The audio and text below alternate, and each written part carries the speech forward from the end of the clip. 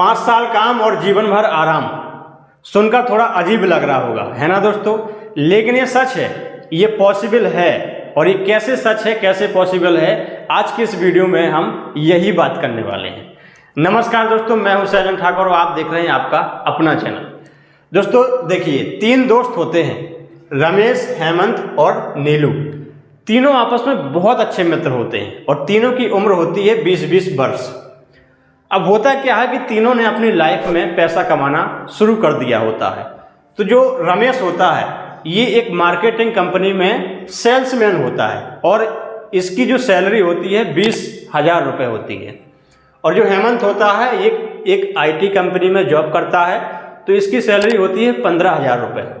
वहीं जो नीलू होता है, ये अपने पिताजी के बिजनेस को संभाल रहा होता है, एक राशन की दुकान चला रहा होता है, तो वहाँ से ये 30 से 40,000 रुपये की मंथली अर्निंग कर लेता है। तो इन तीनों में जो सबसे कठिन काम होता है, सबसे मेहनत का काम होता है, ये होता है रमेश का। क्योंकि रमेश दोस्तों सेल्समैन है, तो उसको अलग अलग लोगों से डेली अलग अलग क्लाइंट से मिलना होता है, उनसे वार्तालाप करनी होती है, उनको कन्वेंस करना होता है। और कई बार बॉस का इतना ज़्यादा प्रेशर होता है, उसको भी झेलना पड़ता है, टारगेट भी पूरे करने पड़ते हैं। तो होता क्या है दोस्तों कि कई बार बॉस का इतना ज़्यादा प्रेशर हो जाता है कि उस प्रेशर की वजह से रमेश का झगड़ा हो जाता है अपने बॉस के साथ। तो रमेश डेली की झिकझिक से बहुत ज़्यादा परेशान हो जाता है। तो होता क्या है कि रमेश के जो पिताजी हैं, इनके जो पिताजी हैं, ये बहुत अच्छे एक इन्वेस्टर हैं। क्या हैं? इन्वेस्टर। और अक्सर क्या होता है कि इनके पिताजी के दोस्त, जो इन्वेस्टर दोस्त होते हैं, वो रमेश के घर पर आते रहते हैं उनसे पिताजी से मिलने के लिए। तो एक दिन क्या होता है कि रमेश अपने घर पर होता है और रमेश के पिताजी के दोस्त रमेश के पिता से मिलने आते हैं और आपस में इन्वेस्टमेंट को लेकर कुछ बातें करते रहते हैं। तो जब वो वापस चले जाते हैं, तो जाने के बाद रमेश अपने पिताजी से पूछता है, पापा मैं भी कुछ इन्वेस्टमेंट शुरू करना चाहता हूँ, क्योंकि मैं अपने काम से समझ गया हूँ कि जिस प्रकार से मेरा काम है, इस प्रकार से तो कोई कभी लाइफ में अमीर बन ही नहीं सकता है। तो रमेश के पिता रमेश से ऐसी बात सुनकर के बहुत प्रसन्न होते हैं। वो कहते हैं, बेटा मैं तो चाहता ही यही था कि तुम जो है इन्वेस्टमेंट शुरू करो। तो रमेश के पिता क्या करते हैं कि उनको जितनी भी इन्वेस्टमेंट को लेकर नॉलेज होती है, वो सारी नॉलेज वो अपने बेटे को देना शुरू कर देते हैं।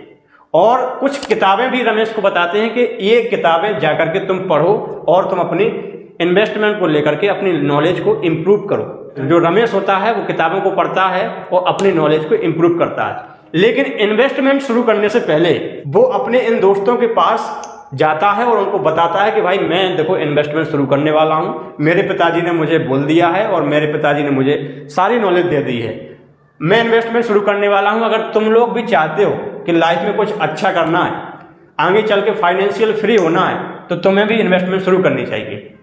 लेकिन जो इसके दोस्त होते हैं, ये कहते हैं यार 10 साल बाद पता नहीं हम रहेंगे कि नहीं रहेंगे, ये सब फालतू की बातें हैं, इन सब चक्करों में मत पड़ और प्रेजेंट में जी और अपने अभी की जो लाइफ है इसमें पैसा कमा और इसको जी, फ्यूचर की बात मत कर। तो जो रमेश होता है उसको अपने दोस्तों की बात सुनकर बड़ी निराशा होती है, वो अपने घर वापस आ जाता है। लेकिन दोस्तों रमेश ने अपना मन बना लिया था, तो रमेश क्या करता है कि एक इंडेक्स फंड में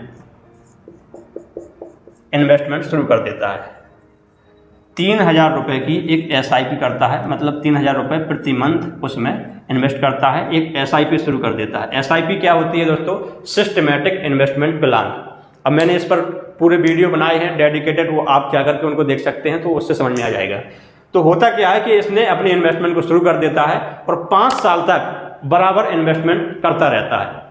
अब सीधा चलते हैं हम लोग 5 साल बाद। 5 साल बाद क्या होता है दोस्तों कि रमेश अपनी लाइफ में बहुत ज़्यादा एंजॉय कर रहा होता है। अब वो इन्वेस्टमेंट नहीं करता है, उसने सिर्फ 5 साल ही इन्वेस्टमेंट की थी, सिर्फ इसने 5 साल ही इन्वेस्टमेंट की है। 5 साल के बाद ये इन्वेस्टमेंट को बंद कर देता है और अपनी लाइफ में उसका जो क्या होता है कि जो सेल्समैन था, तो उसका प्रमोशन हो जाता है। वो यहाँ पर सेल्समैन से यहाँ बन जाता है मैनेजर। क्या बन जाता है? मैनेजर बन जाता है ये रमेश। मैनेजर बनने के बाद इसकी सैलरी भी बढ़ जाती है और अब वो सैलरी में से कोई सेविंग नहीं करता है, अपनी लाइफ को एंजॉय करता है, जहां मन चाहे वहां घूमता है और अपनी हेल्दी लाइफ स्टाइल में अपने पैसे को खर्च करता है। 5 साल बाद हेमंत की भी कुछ सैलरी बढ़ जाती है, यहाँ नीलू का भी कुछ मुनाफा बढ़ जाता है।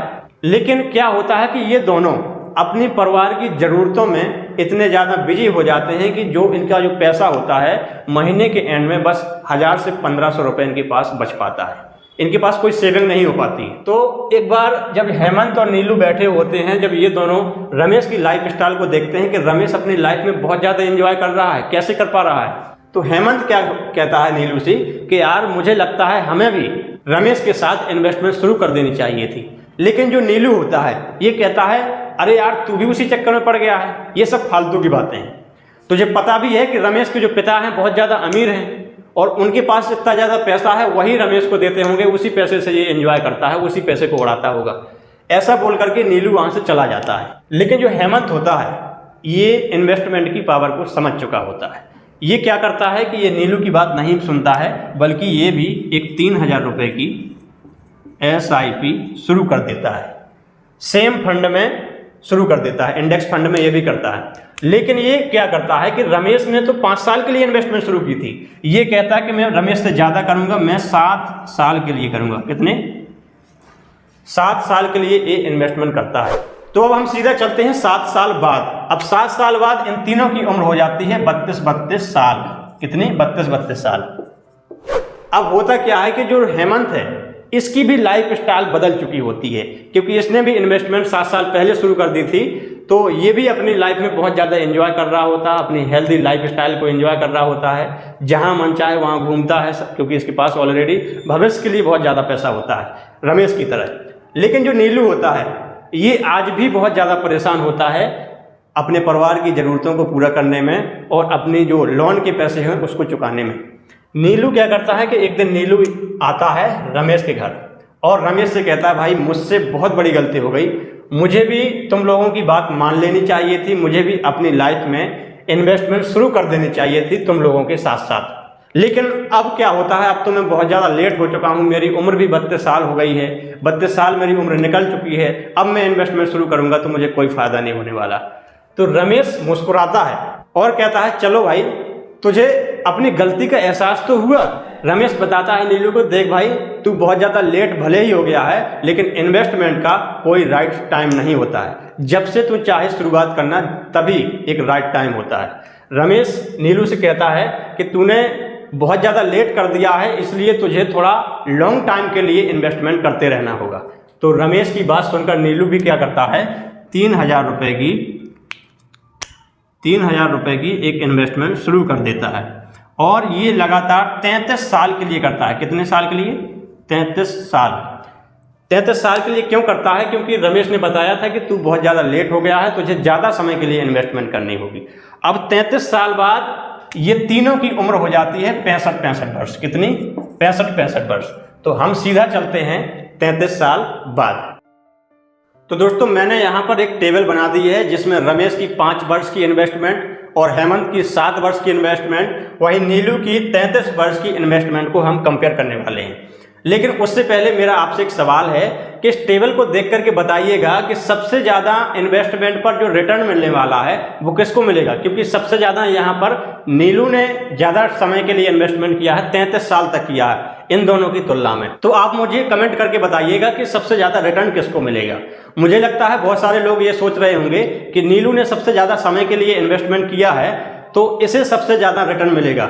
लेकिन दोस्तों ये सच जवाब नहीं है। सच जो आंसर है वो बिल्कुल अलग है और उसको देखने के लिए सबसे पहले तो हम इस टेबल को कंप्लीट करते हैं। देखिए जो नीलू है 33 साल तक इसने इन्वेस्टमेंट की है और 3000 रुपये प्रति महीने के हिसाब से की है, सभी ने 3000 रुपये प्रति महीने के हिसाब से की है। और जो रेट ऑफ इंटरेस्ट है 15%, ये भी सभी को सेम मिला है, सेम फंड में तीनों ने इन्वेस्टमेंट की थी।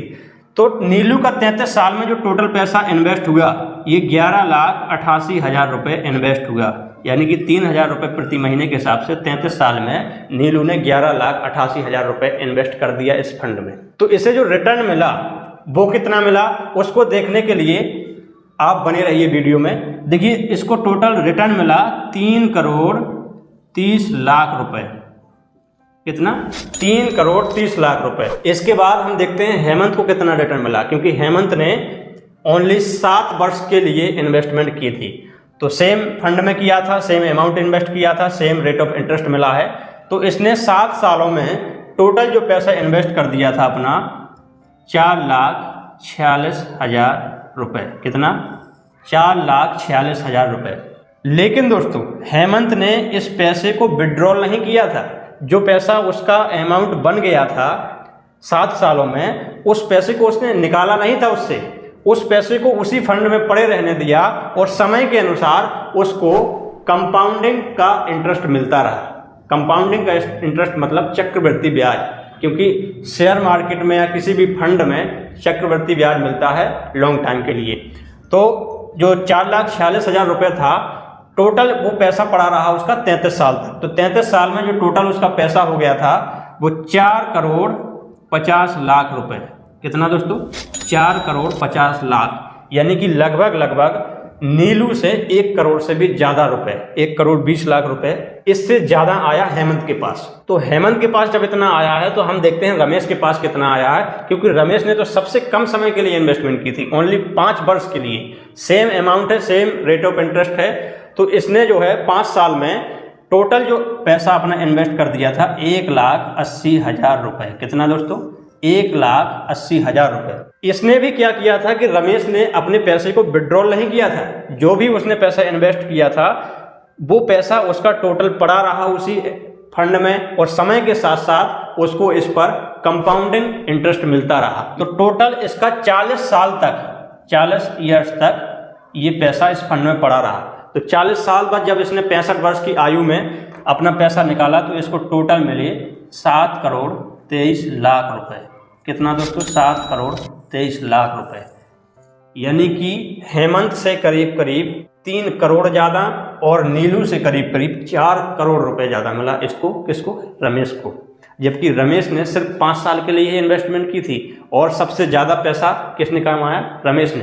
मैंने पहले ही लिखा था कि 5 साल काम जीवन भर आराम। तो ये जो चमत्कार हुआ है दोस्तों, इसका सिर्फ और सिर्फ एक ही कारण है, वो है टाइम। क्योंकि दोस्तों नीलू ने सबसे ज़्यादा लेट इन्वेस्टमेंट शुरू की थी, इसलिए उसे अपने पैसे पर कंपाउंडिंग का फायदा बहुत कम मिल पाया। वहीं रमेश ने सबसे कम अमाउंट इन्वेस्ट किया, सबसे कम टाइम के लिए किया, लेकिन उस पैसे को उसने विड्रॉल नहीं किया, उस पैसे को उसी में पड़े रहने दिया और उस पैसे पे बराबर उसको कंपाउंडिंग का फायदा मिलता रहा और वो जाकर के सबसे बड़ा अमाउंट बन गया। तो दोस्तों इस वीडियो से आपने क्या सीखा? इस वीडियो से दोस्तों ये सीखा है कि अगर आप सबसे जल्दी इन्वेस्टमेंट शुरू कर देते हैं और जितने ज़्यादा लॉन्ग टाइम के लिए करते हैं तो दोस्तों आपके लिए पैसा गुलाम बन के काम करता है। और जिसको ये समझ में नहीं आता है तो भाई साहब सीधी सी बात है कि उसको जीवन भर पैसे के गुलाम बन करके काम करना होगा। जी हाँ दोस्तों, इस वीडियो से जुड़ा हुआ कोई भी सवाल आपका हो तो आप मुझे कमेंट बॉक्स में पूछ सकते हैं, मैं इसका जवाब जरूर दूंगा। कोई भी क्वेश्चन आपका हो, SIP से रिलेटेड हो, फंड से रिलेटेड हो, इंडेक्स फंड क्या होता है, जो भी सवाल हो आप कमेंट में पूछिएगा, उसका जवाब जरूर दूंगा। और मेरा एक वीडियो है उसमें मैंने पूरी डिटेल में बात की थी कि कैसे इन्वेस्टमेंट शुरू करनी है। 500 रुपये महीने से आप 7 करोड़ तक कैसे पैसे कमा सकते हैं, उसमें मैंने सब कुछ बताया है। SIP क्या होता है, इंडेक्स फंड क्या होता है, शुरुआत कैसे करनी है, A to Z जानकारी दी है। आप इस वीडियो को जरूर देखिएगा। वीडियो लंबी जरूर है लेकिन A to Z जानकारी आपको मिलेगी इसमें।